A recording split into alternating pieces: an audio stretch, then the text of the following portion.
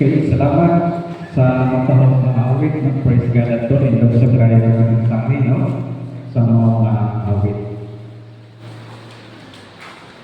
Okay, again, may punta, no? Manatong tanan.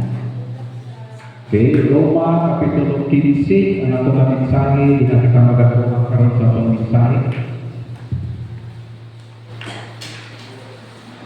Verses 1 to 7, ang atong pag-apangalandungan ng Exodus.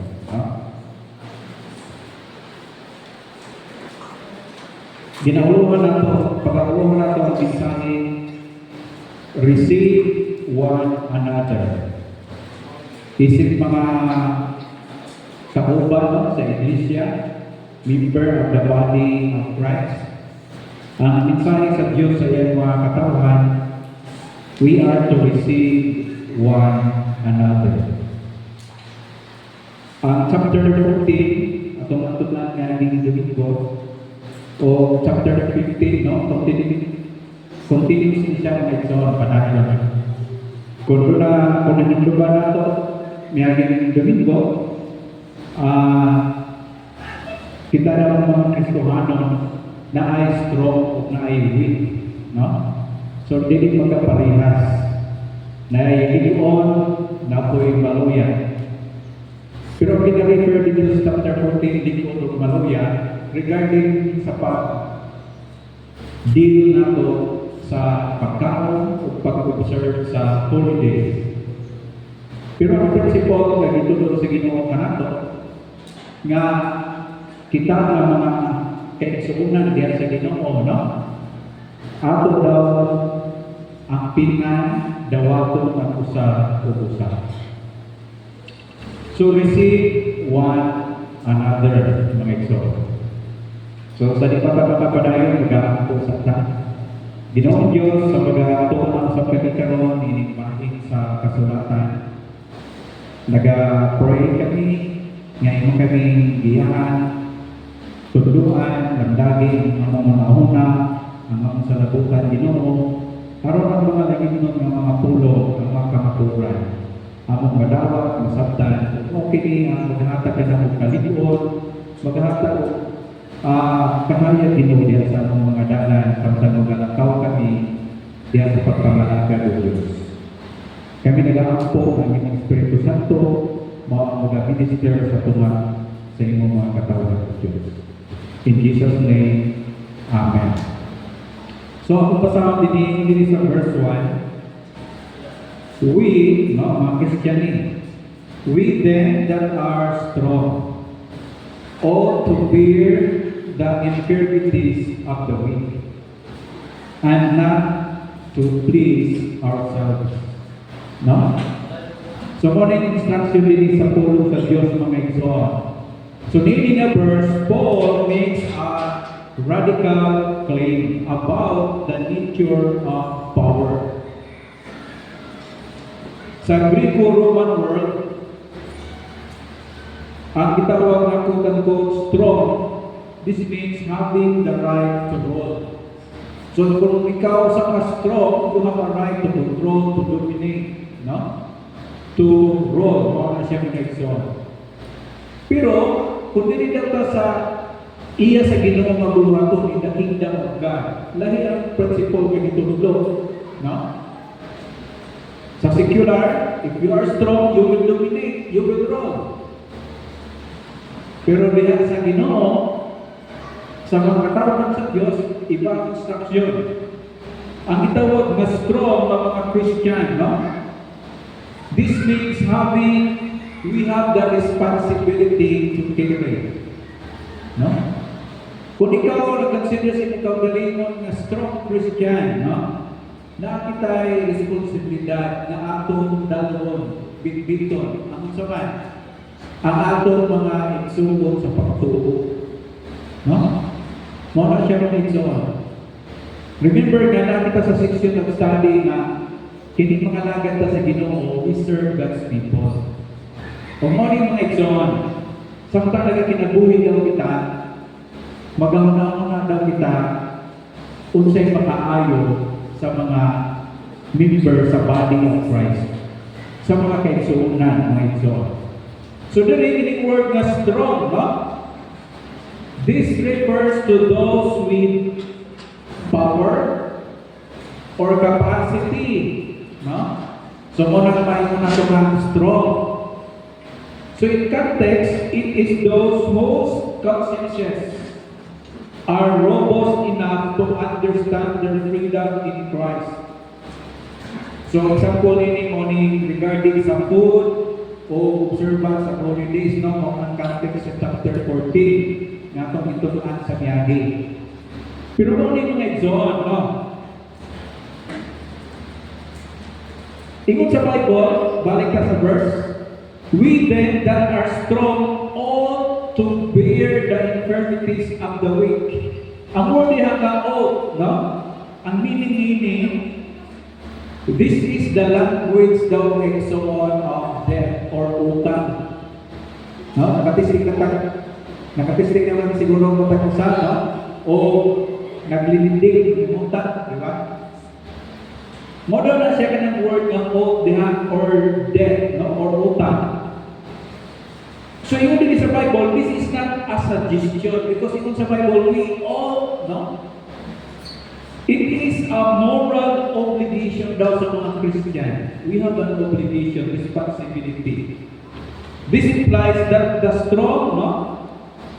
We owe to the weak. Utanan daw sa mga maluya. Kung siya ito utang, our responsibility, we are to support them. No? Mauna siya kong ikso. Sama kung ikaw pagpangulang dito sa lintik, you have an obligation na ubayan sa iyong giutangan. Sa Bible, mga exotic sa Ginoo, sa mga Christians, no? Katulad mga kusgan, ligon, doon capacity, ikong sa Bible, we have or you have a responsibility, mga exotic. Kung baga, di ba na Indian ginaingon, you are your brothers or sisters keeper. No? Dili na kayo na itong pabalik lang ng atong ayunan. No? Kung dili, talaga punta na makatabang diyan sa body of Christ. Mga iso.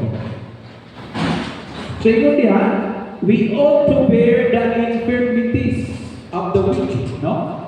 Ang infirmities, morning po sa ubang translation, feelings, no? Morning infirmities. So, this is not necessarily mental feelings or infirmities. Kaya makita ba nato sa mga Kristohanon ba na sila ay very obvious na weakness, mga exhort. May mga Kristohanon dali ra luya, dali ra discourage, no? Dali ra dismayan, no? So kung naging ini sa pulong sa Ginoo na ato daw silang i-consider. Oh.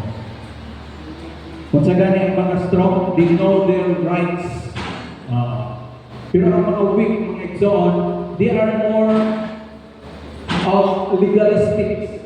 No? Pagtanaw nila sa mga strong pa, way prino-prino, sa lahat ng gingo. Pero ang mga strong Christian, kapag sila silang gingo na bisan sa conscience, bisan sa Bible, kapag sila na okay, hindi sala. No? Pero ang weak na Christians, hindi pa na niya dahil ma-absorb ng mga practices, mga traditions, no?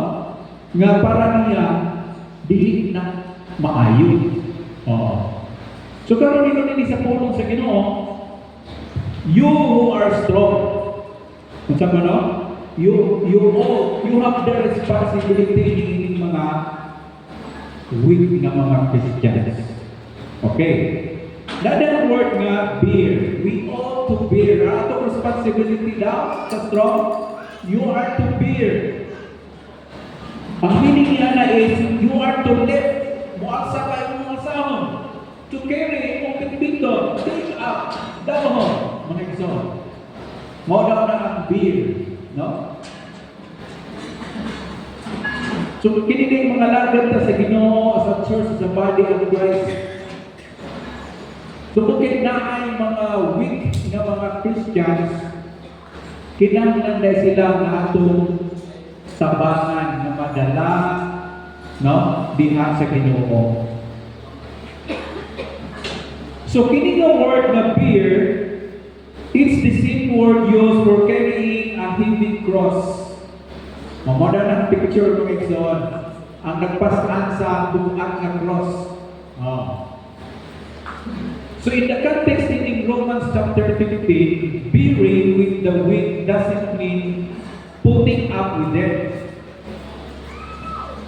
in a condescending way. It means giving under the weight of their struggles to help them carry the load. So sila, kung na sila yung mga struggles, nabuhatan na sila, ang strong daw, na sila mong alalay, mong tambang, no? Sa bukuan na gitiri ng Exxon sa weak ng Christians. So, di ba, mo ng picture na ipakita sa ato ng Exxon, kaya nagpasak si Jesus sa cross, di ba? Nagkarato ba si Jesus? O diya to'y usa ka tao nga gipatabang pagpasano sa cross ni Jesus. Kita daw mga Exxon, ang ato daw mga kaigsuunan, no? Even sa Bible, we have the responsibility. Sama daw sa usa ka kreditor nga nangutang siya, kinahanglan siya nga mubayad kay nangutang. We have the obligation to help them, dili daw sila pasakdan, mga Exxon. So gusto sa Ginoo nga mao ni ang core values ang makita sa body, the church. Anong sa? Ang pagtinabangay. Dili ka ganahan ang Ginoo na ang kagawaran ng dulihan. Dili. Kaya kung sa Ginoo, you who are strong, you are instructed by God, no? Nga mo tabang mga Exxon. Kung ingon nila sa verse, no? We are not to please ourselves, di ba? Sa verse 1. Ayaw lang lagi ang imong harap. Okay, na. Verse 2. Let every one of us please his neighbor for his good to edification, no? So mga Kristohan, hindi lang para sa atoa, but we are to please our neighbors. Ano yung mga kauban ng mga Kristohanon? So today, Paul isn't advocating for people pleasing, no? In the sense of being a pushover or seeking popularity. Kanang i-please ni mo sa katawa, katuyuan ni mo musikat ka. Kana siya mga Exxon, gipadlo nga ni Pablo sa Galatians 1:10, no? Pero kini, we are not to please ourselves, but to please our fellow Christians. Kini siya mga Exxon, ang hisgutan ni is selfless pleasing, no? So himo ka sa usa ka butang nga mahimuot malipay ang masig ka magtutoo, mo na siya.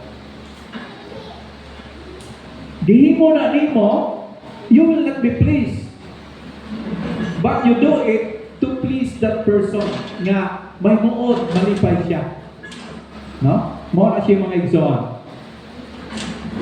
Kung ingon diha sa verse, let every one of us please his neighbor for his good to edification. Ang word nga edification, this is to build them up. Muna siya.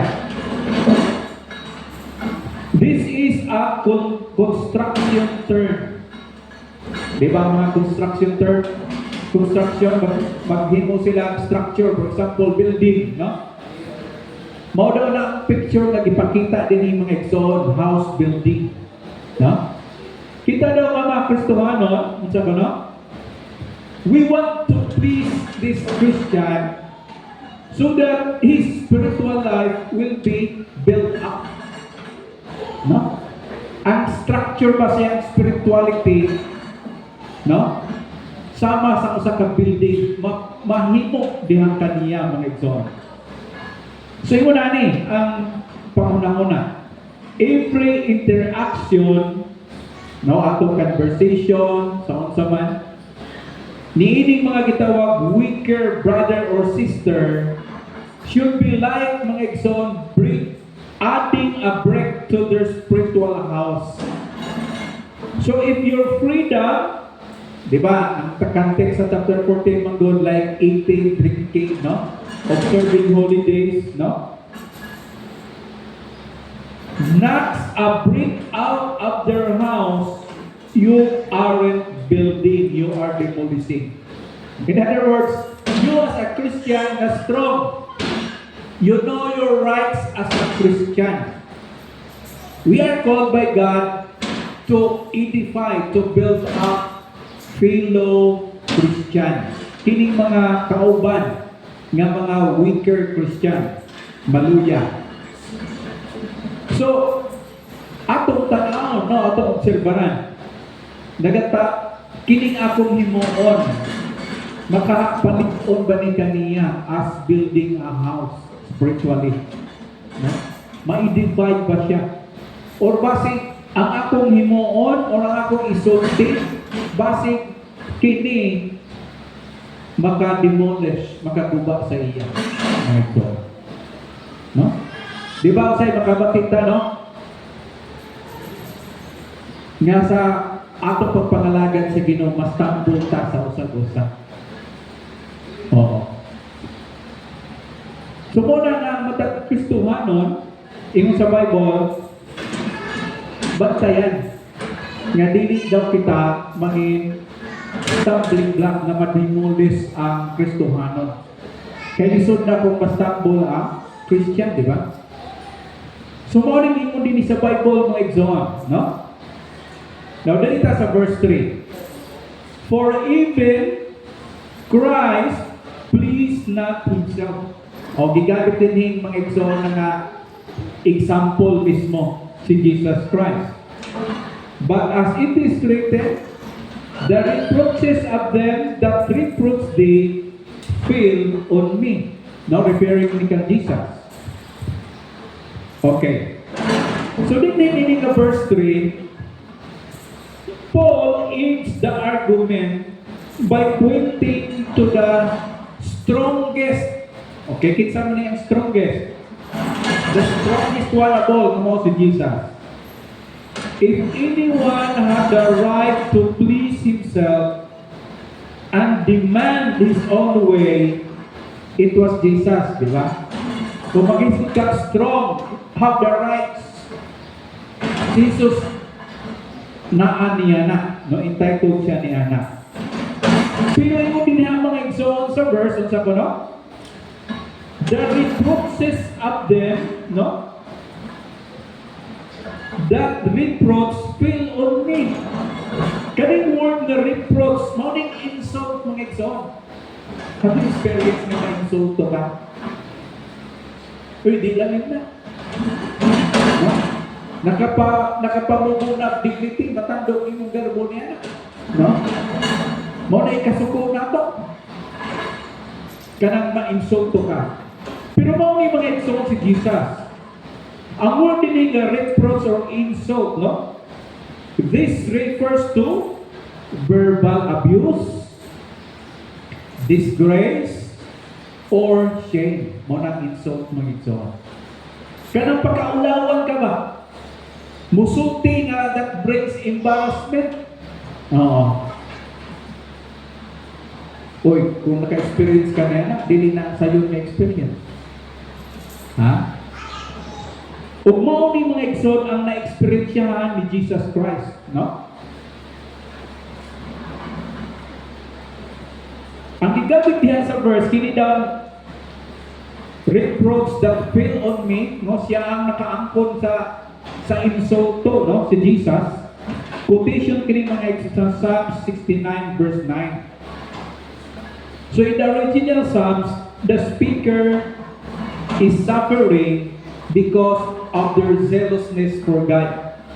Nagsuffer sila kung kay ilang pagkamainito sa ilang pagpangalagan sa Ginoo. No?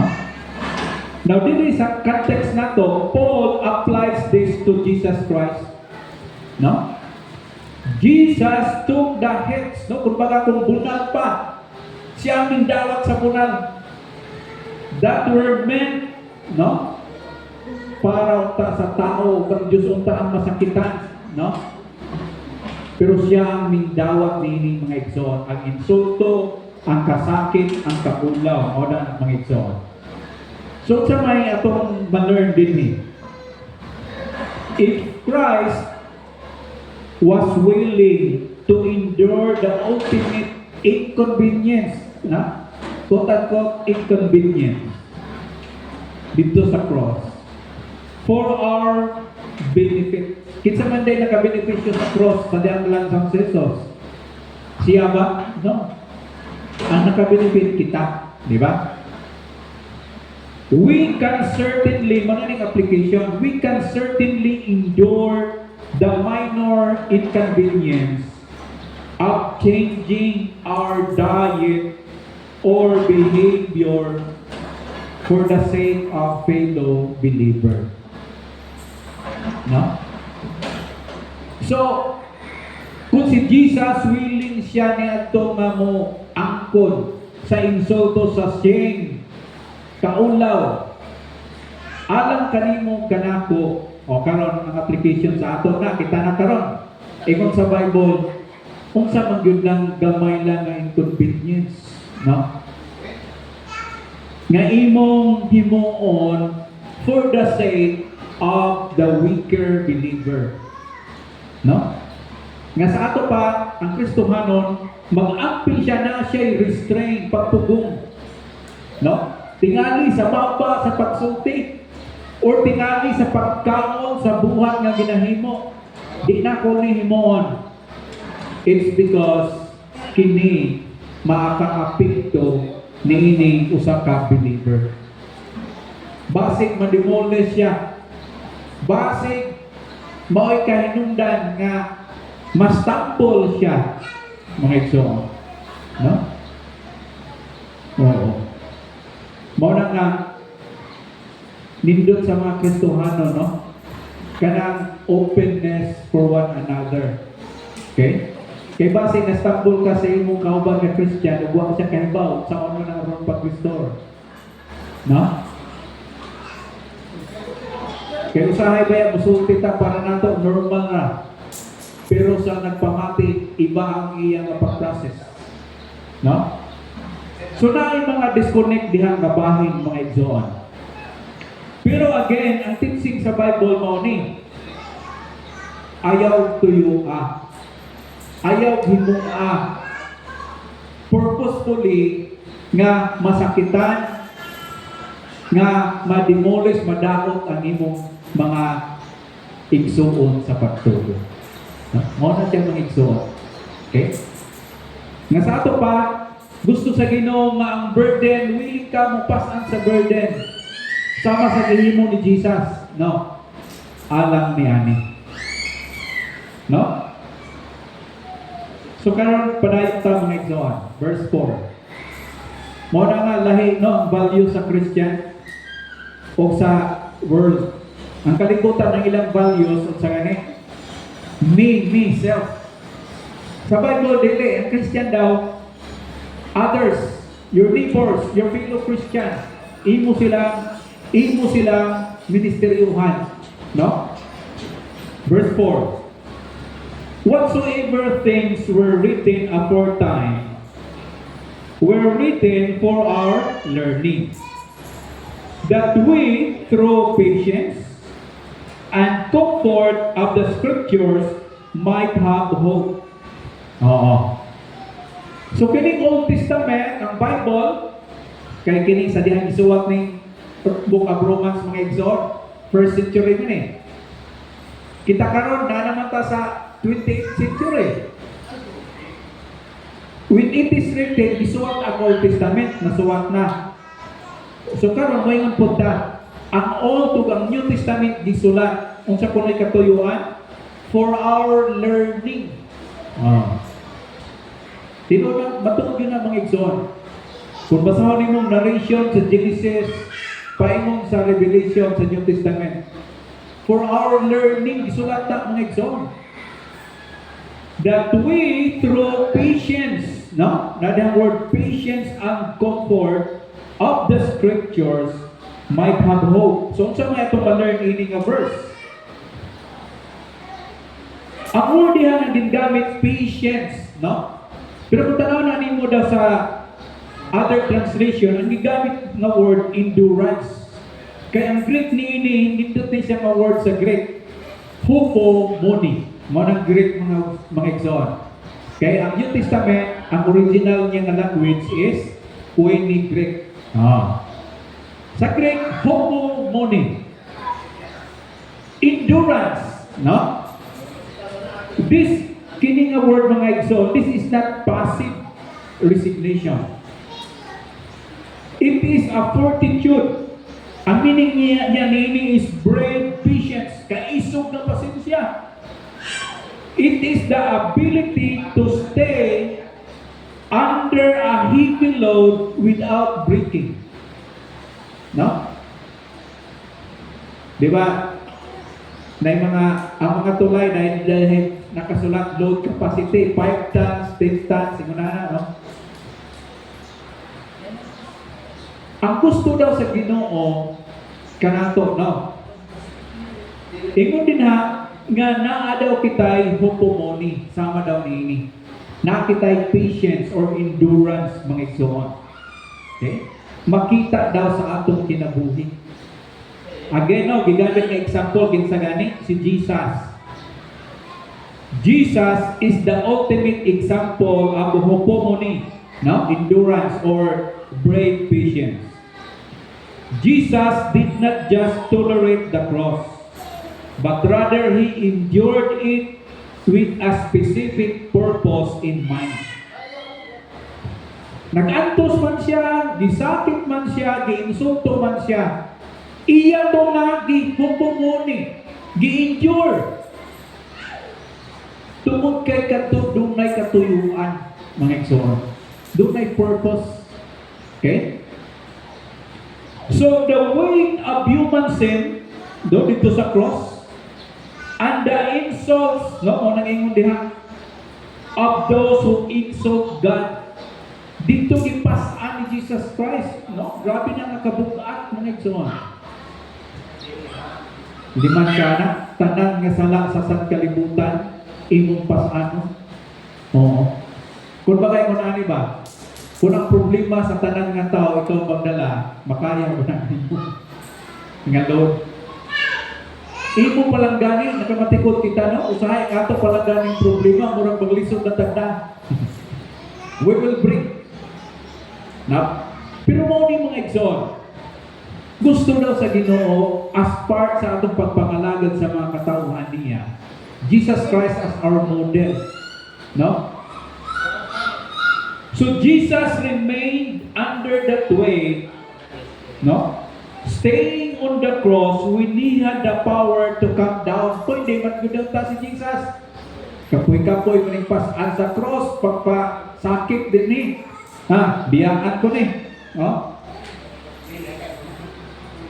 But because Jesus is bravely patient, mga igsoon, this fueled by the joy set before him.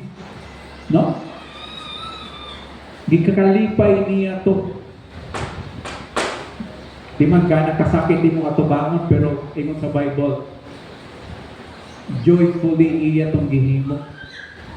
Tungod kay nay nakita si Jesus nga purpose adto, goal nga may tabo, unsay ma-achieve ni adto mga igsoon. Lisod man, sacrificial sa iya nga part, pero wala niya gisapayan mga igsoon. Tungod kay dunay maanindog nga ma-achieve, no? Tanaw na itong other example sa hupomone. Number 1 si Jesus. Dito sa Romans 15, the strong believer. Kaya hindi instruction na nini yung mga strong believer man. Nga kamo, or kita, we must be bravely patient or maghupong-uni sa mga kaigsuonan. So in the specific context of this chapter, si Pablo, kasi man nagsulat ani, no? Paul applies hupong-uni to social dynamics within the church. So kita daw sa atong pagsinalayo, panag-uban, conversation, mga ingunana, i-apply daw ni daw diha sa tunga. No?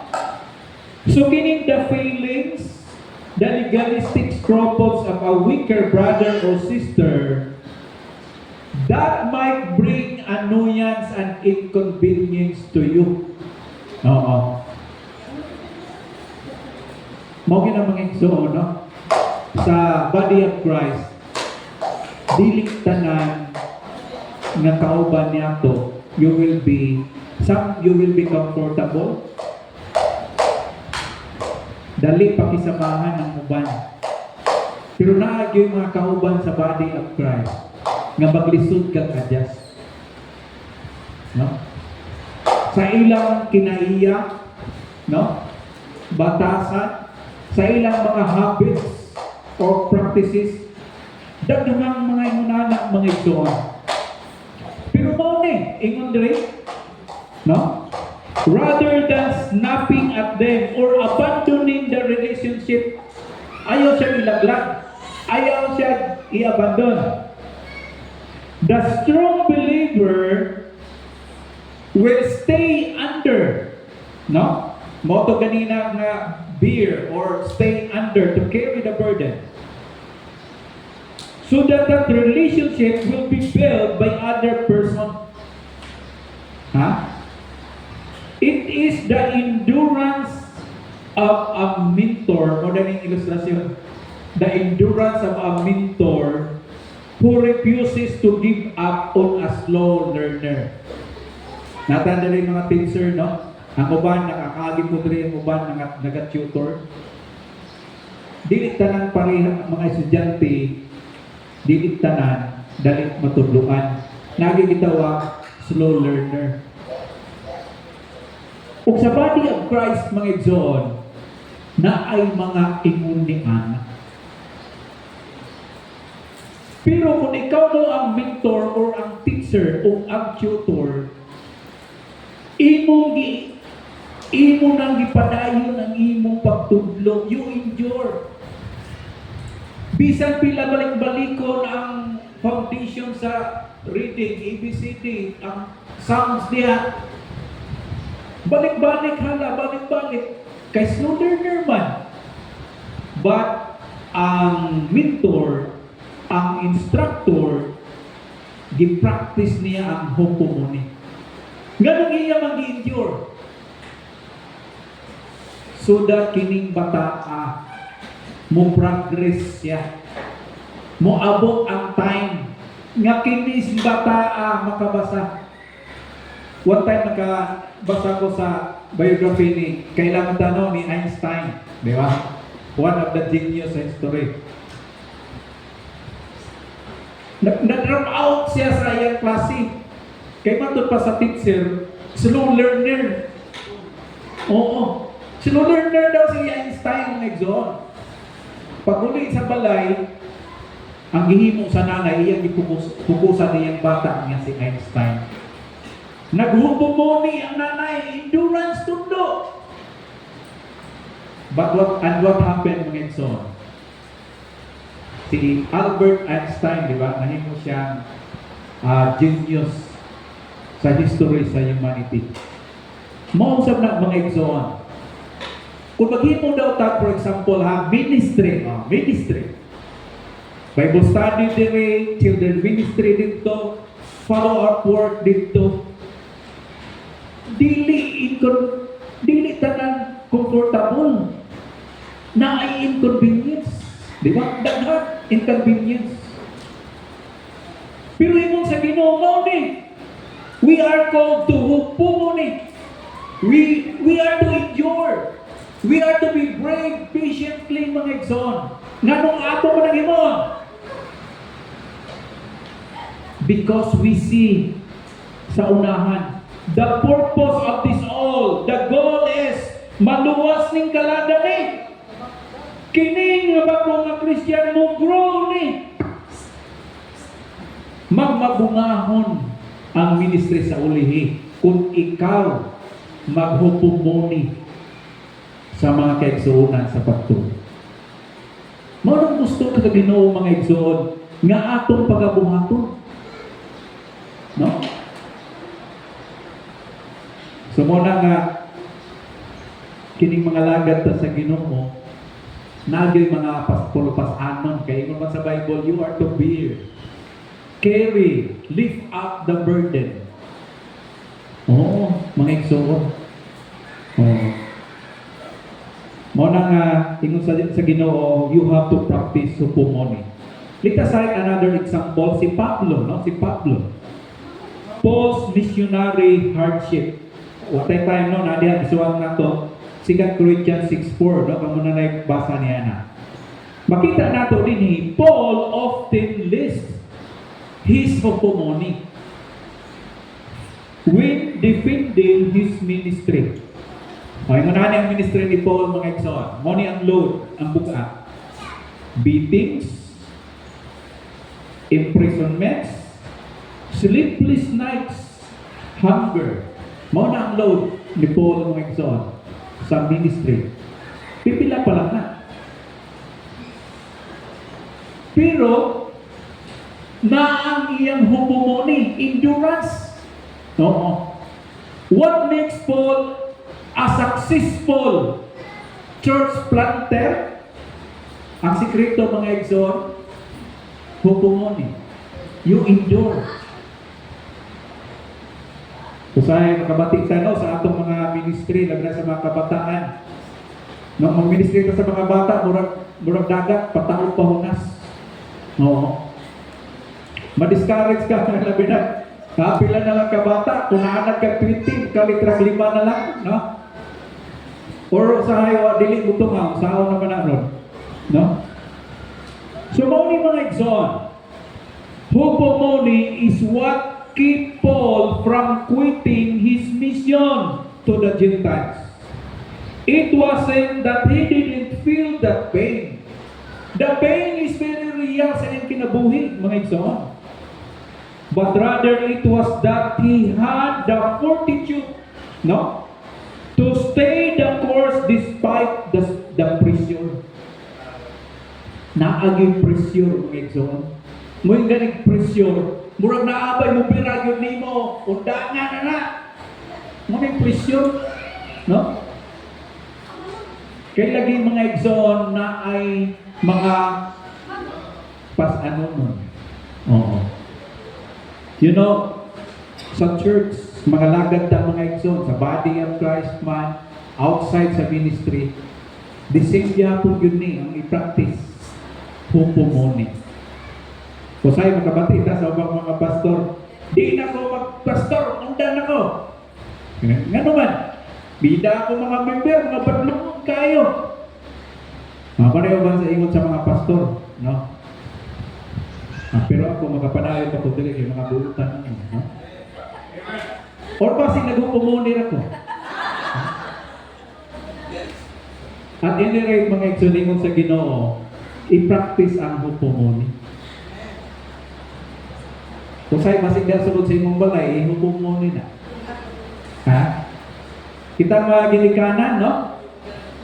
Grabe ang hupumuni sa mga ginikanan. Kayo dito, trabaho sa kayo. Hupumuni, giantos. Tungod kay gilantaw sa ginikanan ang iyang sacrifice. Makagraduate na niyang anak, magmalampo sa pag-eskwela ang iyang mga estudyante. Para sa kayuhan sa member sa family. Hupumuni, mga igsoon. No? O kanang hupumuni gusto sa Ginoo nga atong buhaton. Mupaspas ako gamay, no? Kaya gamay na akong oras. Kini pong hupumuni i-practice ni sa mga athletes o sa mga farmers. No? Grabe mga igsoon ang ilang hupumuni. No, endurance nila. Patience. Di lalim. Kanang mga agriculture? Ha? Grabe na ang effort, no? Kanang mga ing-excel sa ilang athletics, sa sports, grabe na ang ilang hupumunik, practice na yan, grabe. Ha? So, mo ni mga igsoon ang concept, no? So, the farmer doesn't just hope for rain. He continue to tend the soil. Sa athlete naman, sa sports, the athlete doesn't just hope for the finish line. They keep their legs moving while under the load of exhaustion. No? Kapoy na. Pero padayon lang, sige lang. Kay gitanaw sa unahan nga adunay harvest. Gitanaw sa unahan nga adunay excellence, reward, mga igsoon. No? So if you are bearing with a difficult person in your life right now, no? You aren't just being nice, you are exercising the hupomone. You are providing the structural support they need to eventually grow. No? Nasa ato ba mga igsoon, kita ba nga mga ang atong spiritual life journey ba? Kung nakapadayon ta, nag-grow ta diha sa Ginoo, i-look back daw. Kay naalagi tao nga naghupumuni para kanimo. Nag-endure siya. Nagkakit sa time, kusog, unsa na lang aron nga maatiman ka, no? Aron nga mo-grow ka, mo-fruit bearing ka diha sa imong pagka-Kristohano. No? So, ang word to sabi na mo ng patience nga itong emphasize mga igsoon, no? Hupomone, endurance, brave patience. Padayon basa sa verse 4, and ingon diha, no? That we through patience and comfort, no? Nga dihang word comfort of the scriptures might have hope. So, ganang word na comfort, no? Mo ng encouragement, mga igsoon, no? Comfort. This is the same root as paraclete. Di ba ang Holy Spirit, He is the comforter, the paraclete. It means a calling to one side, no? So, pakita natin din, Scripture acts as a companion that strengthens the soul. No? So, kita daw mga Kristohanon, na daw tayo helper, encourager. Ang Holy Spirit and the Word of God. Nini nga verse ang isulti ang Word of God. Magahatag daw din nato comfort. Mo na yung unahan itong mga application. Praise God ha sa atong mga ministry, sa atong Bible study. Di ba mabuto sahay ang discouragement? That's why kinahanglan atong i-balance. Kung sa may balance, we meditate. Kinahanglan mo kauntag yun sa Word of God because it will give us strength, encouragement. No? Nausahay, mabiyaan na itong ministry na ito. Kaya usahay, wala na tayo encouragement. Nga naman tayo encouragement. Nag-ministry ka, pero wala kay prayer life. Nag-ministry ka, wala kay devotion life. Kasi, kinahanglan natin i-balance mga igsoon. Because our encouragement is the Holy Spirit and the Word of God. Oo. Word of God. Padayon tanong, verse 5. Now the God of patience and consolation grant you to be like-minded one toward another according to Christ. No? Ang word na gigamit niya, kita daw yung sa verse 5, must be like-minded. Oo. The same attitude of mind. So, sa mani, this doesn't mean everyone thinks exactly alike on every minor opinion. No? Like diet or holidays, kay mo man ang pirmi ng context din eh. But rather, kining the same attitude of mind, this means having the same disposition or orientation, specifically the self-sacrificial mindset of Jesus. Pag-ingon na yung mga exhort sa Bible, be of the same mind, like-minded. Ay pasabot daw niya ng mga igsoon, the selfless sacrifice the mind of Jesus, no? In our disposition and in our orientation. Gamitan natin rin example, arato masabtan. For example, magbuo og rescue team. Magbuo og rescue team. Kung na rescue team, unsa may naaliha? Naay mag-handle sa ero, kay magpanginamay pangitaon, sniffing dog. Naapoy mag-handle sa radio, okay, kumusta niya, nakita naman mo. Naapoy medic, kaya basig tabangon nun to, kung na-injury itong ipangita, no? So mo nang rescue team. So they have different perspective, kining group, but they are all oriented toward one goal, finding the lost person. Tama na siya, ang atong example. So sila, they don't live internal bickering about equipment distract from their shared vision. So kita mga igsoon mo na ni. As a body of Christ, lain-lain ta orientation. Lain-lain ta o disposition. But pareho ta goal o purpose. We execute the command sa Ginoo sa church to share the gospel, to minister the fellow believer, no? So mo ni mga igsoon ang gitawag nga of the same mind. Ingon diha one mind, no? It means of one accord. Think, ang example daw ni sa choir. Ang choir, different voices, di ba? Soprano, bass, tenor, alto, singing different notes but all in the same key and rhythm to produce a single harmony. So lain-lain ta sama sa choir, but we in unison, there is harmony, mga igsoon. Mo daw na ang like-mindedness sa mga Kristohanon, no? We differ, pero in terms sa atong purpose o goal, parehas ta. Ngano nagubal man ta? Parehas ta gialagaran, parehas ta ministry, parehas ta ginabuhat para sa Ginoo.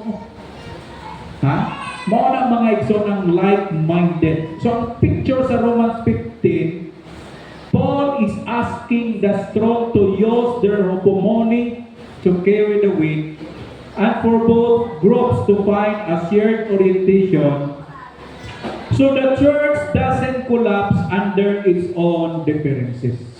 Ay kinahanglan gyud nato aron dunay harmony o ang church makapadayon dili mabungkas. Verse 6, that ye may be one mind and one mouth, glorify God, even the Father of our Lord Jesus Christ. No? So na din na mga igsoon ang idea ipakita, unity, no? Unity is not just for the sake of getting along. The ultimate goal is that the world would hear, quote-unquote, a single voice. Ano sa ng single voice? Glorifying God. Makita ba sa mga katauhan sa gawas? Kanang body of Christ, kanang church diha, makita that they are glorifying God. Kay mao ni mga igsoon, a divided church, we mute the message. Mura ta aning mga amang kung divided ta. A unified church, however, amplifies the message. No? Makita sa mga tao, we are in unity. No? Ay, makaingon sila nga naaging Ginoo ng simbahan na. No? Last verse, wherefore receive ye one another as Christ also received us to the glory of God. Di ba kita ito lang nato atong mensahe karon? Receive one another.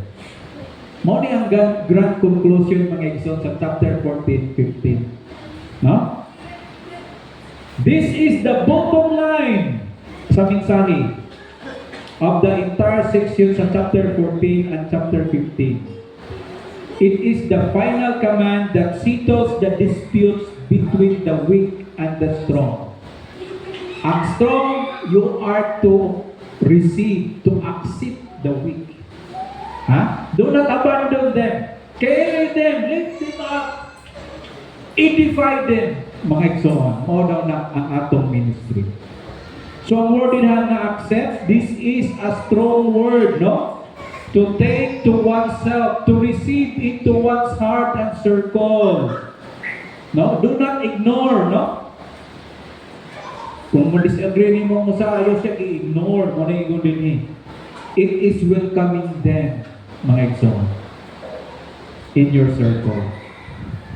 So ang standard na ipakita sa Ginoo kanato, the measure of our acceptance of others is not their behavior.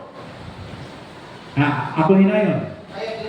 The measurement, mga igsoon, the standard of acceptance or receiving others, no, among Christians, is not their behavior or our comfort. The measure is Christ's acceptance of us. I will accept you because Christ accepts me. Mo na siya mga igsoon. Dili day ta mayon nga I will accept you kay ganahan ko nimo. Dili lang ingon na diay. I will accept you kay ganahan ko sa imong behavior. Dili lang day mo niya ng mga igsoon, dili na mo'y basis. I will accept you because Christ accept me. Gidawat ta ni Kristo sa atong pagkamakasasala, kaaway, pero iya tang gidawat mga igsoon, no? So mo nang basihanan mga igsoon. Since Christ accepted us while we were still weak and sinners, we have no ground to reject a brother or sister over secondary matters. No? Mao na mga igsoon sa atong pagpangalagan sa Ginoo. Ayaw kalimti. Kung nangangalagad ka, dili ikaw ang usap. Naakay kauban. Ang imong kauban, ingon sa Ginoo, mauna ang imong i-edify. Ang atong kauban, mauna silang nasa body of Christ. Mga Kristohano. Mauna mga igsoon, sa pag-apply daw nato ni gisulti karon diri. Ingon sa Bible, mauna higayon na that the world, they will glorify God.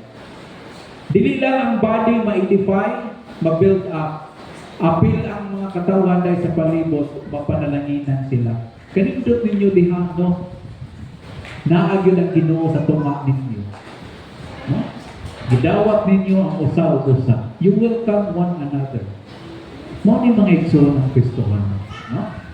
Ang Ginoo magpanalangin siya mga pulong mag-ampukta. Lord God, thank you so much, Lord, sa mga mensahe ni mo diri kanamo. Ginoo, tabani kami, giyahi kami sa pag-apply ni Ginoo diri sa anong adlaw-adlaw nga pagkinabuhi. Puna kami, Lord, sa imong Espiritu Santo. Kini ang ginaampo sa ngalan ni Kristo Jesus. Amen.